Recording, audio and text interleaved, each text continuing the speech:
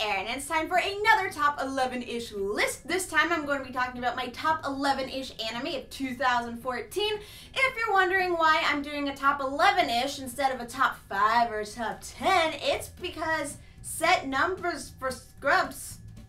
Yeah. Basically what it means is I am somebody who's incredibly incapable of just picking a standard few. I have a lot of issues because I just love everything so much. I have so much love to give when it comes to anime, and it's really hard for me to choose. So the 11 refers to the 11 anime I'm going to be talking about a little bit more in depth and give reasons why I picked them for my top 11, and then the ish refers to the 20 to 23 anime that are my honorable mentions. And before we go any further, I must tell you that the anime on this list all meet 3 criteria. The first one is they aired at some point during 2014. That one's kind of a given. Number 2 is that they have finished airing as of December 2014, meaning any anime that has not completed yet, such as Your Lie in April and Parasite, are not going to be in my top 11, which makes me really sad, but they will be in my honorable mentions. Spoiler alert. Whoops. And number 3, I really loved them. A lot. I really loved them. And before anybody says anything about why I ranked one series above the other, this was mostly based on personal enjoyment and how much I loved this series, and less based on critical acclamations and big fancy words and stuff like that. Like, that's a part of it. Obviously, that's a part of what makes me love these series, but it's not all of it. I wanted you to know that. So it's also based on how many tears I shed, probably. Now that I've talked for like 5 minutes and all of the disclaimers are out of the way, let's get started. Coming in at number 11 is ISSHUUKAN Friends. The slice of life genre had its fair share of solid anime this year, and none was sweeter, more precious, or more adorable than ISSHUUKAN Friends. It was a simple yet charming story about a girl who forgets anyone she considers a friend every Monday, and the boy who's determined to help her work through it and continually asks her to be her friend again and again. ISSHUUKAN Friends managed to take the overused amnesia plotline and make it enjoyable, crafting a show that wasn't about the memory loss itself, but instead about the developing relationships where amnesia happens to be a factor. Despite a premise designed to make the viewer cry, the show pulled at the heartstrings naturally, never laying the emotions on so thick that you felt like you were being forced into feeling something. Hase and Kaori, as well as their friends Shogo and Saki, were imperfect, but they were always lovable, and their interactions just flat out adorable. It was a calming yet bittersweet anime with tons of warm feelsy moments, giving us a break from some of the heavier series airing during the spring season, while also having more than enough substance to keep us engaged from start to finish. Coming in at number 10 is Samurai Flamenco, also known as Sam Flam. Sam Flam, thanks, ma'am. I figure right about now you're probably thinking, Erin, what are you doing to this list? You're losing all credibility with everybody right now. But let me tell you something. I am completely aware that undeniably, many series are critically much better than Samurai Flamenco. Sam Flam had disastrous pacing, the derpiest of the derpiest animation, and if we're being nice, a not so good story. If we're being bad, it's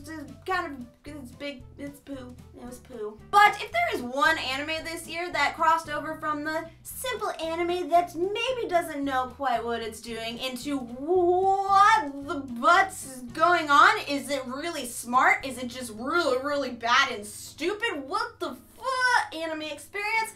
Sam Flam is it. Even now, almost a year later since the series has completed, I still find myself randomly thinking, man, do you remember this episode when that thing happened?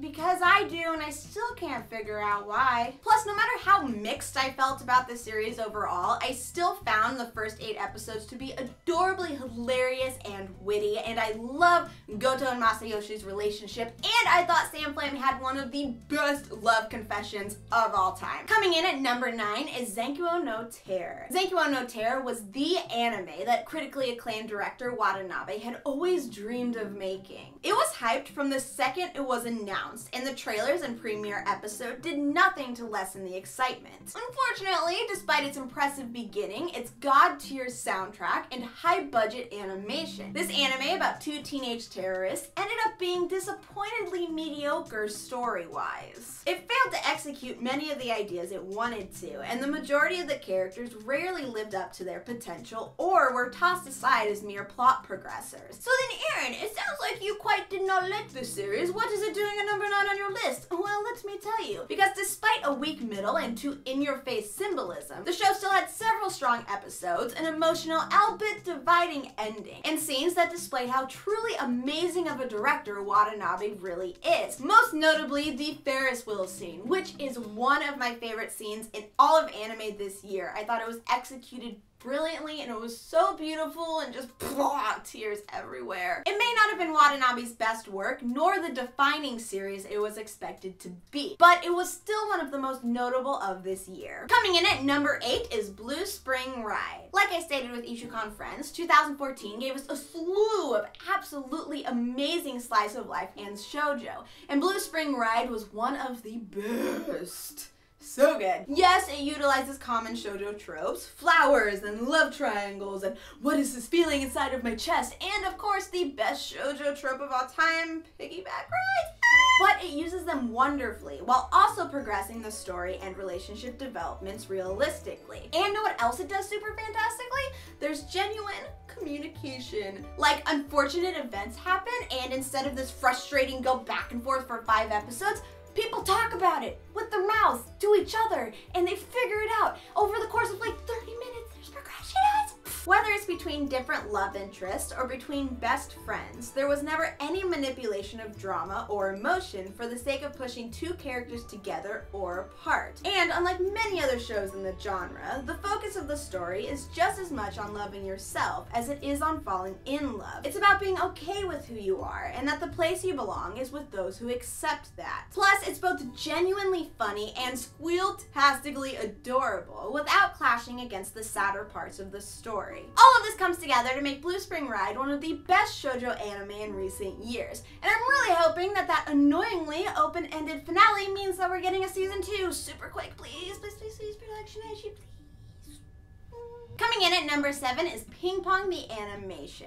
Now, if you've been around my channel for long enough, then you are well aware that sports anime are very dear and very near to my heart, and we thankfully had many good ones this year. But even being a huge lover of the genre, I still had reservations about Ping Pong the Animation. One, because out of all of the anime this year, Ping Pong had by far the most unique animation style. And 2, aside from the sound of a bouncing ping pong being my favorite sound in the world next to Hiroshi Kamiya's voice, I don't particularly have any interest in the sport of table tennis. But hot diggity dang guys, Ping Pong the Animation made me feel absolutely horrible about ever doubting it. In terms of enjoyment, I can't say that it was my favorite, but critically, it immediately wins for Best Written and Best Directed. Ping Pong is a sports anime that spends very little time actually focused on the sport itself, and is much more focused on those who play it. It's a fantastic coming-of-age story about 2 best friends that's flawlessly directed,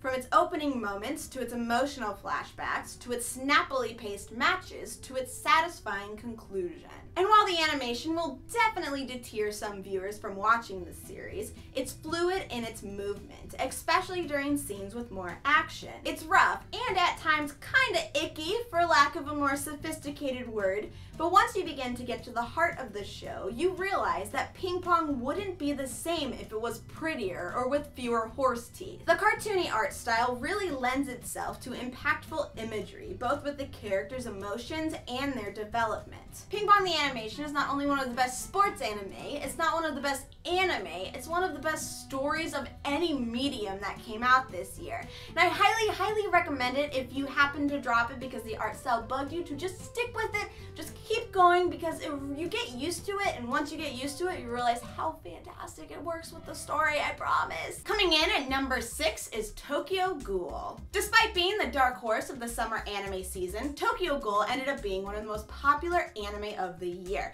making it no surprise when its manga source material ended up in the top 5 for highest selling manga of 2014.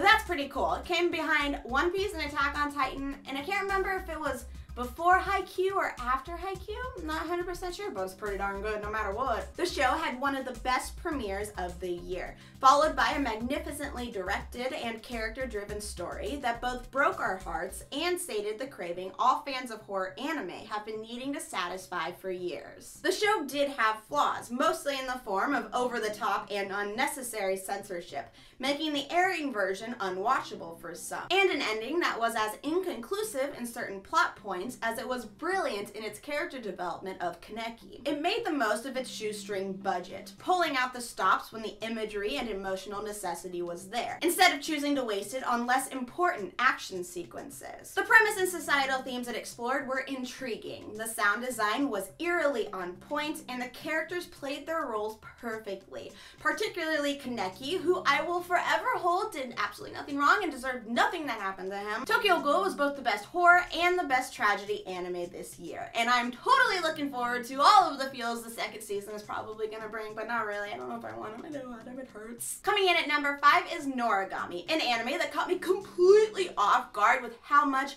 I ended up loving it and also how much it hurt to love that show.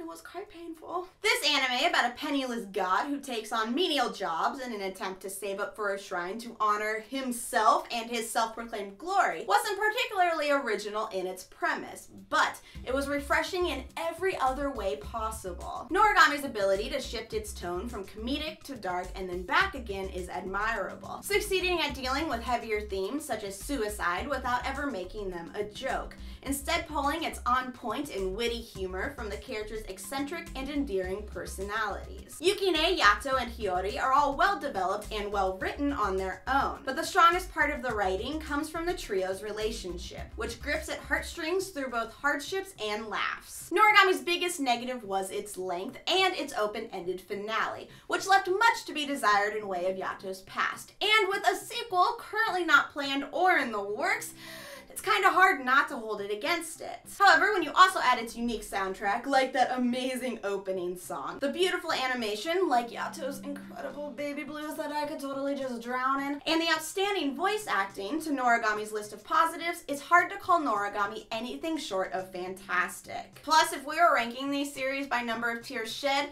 Noragami would definitely be tied with Hamatora and Hunter x Hunter because Yukine is just so weirdness. Coming in at number 4 is HAIKYUU. Several sports anime came out this year, and none were as well animated or good at focusing on the more painful aspects of being a high school athlete than HAIKYUU. Production IG produced the best looking sports anime ever. Whether it's the detailed action occurring in the background or the mind-blowing spiking of a volleyball, the animation here is expressive and intense and stays that way throughout the entirety of the show, which makes HAIKYUU a thrill to watch. In addition to its animation though, HAIKYUU also gives us a refreshing take on sports, because it's a series that focuses on a team where, aside from a few key players, most of them are good but not necessarily great, yet they still have a strong will and determination to move forward. It has the same drive of wanting to win and the same shonen atmosphere of other sports anime, but it also dedicates time to the realism of the sport, to the reality of losing. Add in an endearing and hyperactive cast and the dynamic relationship between Hinata and Kageyama, and you have a sports anime that excels in all the necessary areas and then some. Also be warned that the anime rule of thumb about silver/white-haired anime boys having to suffer no matter what also rings true for sports anime. It's true. Casually ships Suga with everybody because he deserves all the love in the world. Coming in at number 3 is Kuroko no Basuke Season 2. You guys didn't really expect me to make a top anime 2014 list about Kuroko no Basuke. I mean, it's not like I like it or anything. I don't know if you guys can see it, but there is a lot of Kuroko merchandise happening back there. So if you thought that Kuroko wasn't going to make it on the list, and if you thought Kuroko wasn't going to be in my top 5, then guys, come on. Kuroko no Basuke Season 2 had the benefit of a much larger budget than its previous season, and it shows in the fluidity of the over-the-top basketball plays, in the consistency of the character designs, and in the fewer dirt frames. Unfortunately, there were a few more ass-pull moments this season when it came to certain basketball skills, beginning to tilt further away from realism and more towards ridiculousness. But the amount of fun Kuroko no Basuke is obviously having is way too infectious to ignore. The directing made the exciting basketball games flow effortlessly into into the more heartfelt, touching scenes, making us lose our breaths during a free throw one moment and then wipe away tears because of a fist bump the next. The witty humor was just as endearing as it was before. The goosebump-inducing speeches came back with a vengeance thanks to the fantastic voice acting and great writing. I can't in good conscience say that KUROKO no Basuke Season 2 was the best sports anime of 2014, especially not critically when it's got the likes of HAIKYUU and Pong stacked up against it. But this series was definitely one of the funnest, most heartfelt anime that came out this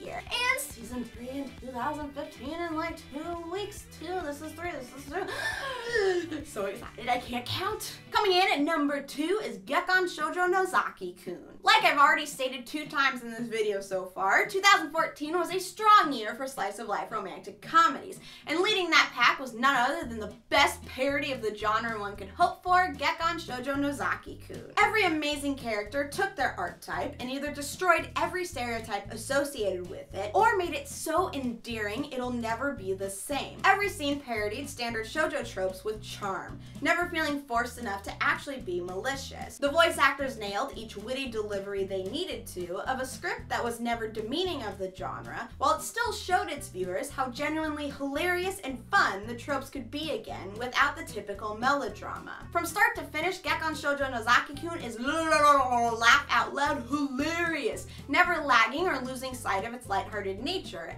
and never resorting to cheap fan service to keep the viewer's attention. It was witty and entertaining with one of the strongest cast comedy anime have seen in years, and it should be noted as one of the most solid anime of 2014. Also, that OP, so good. Finally, coming in at the coveted number 1 spot of my top 11-ish anime of 2014 is none other than Hunter x Hunter 2011.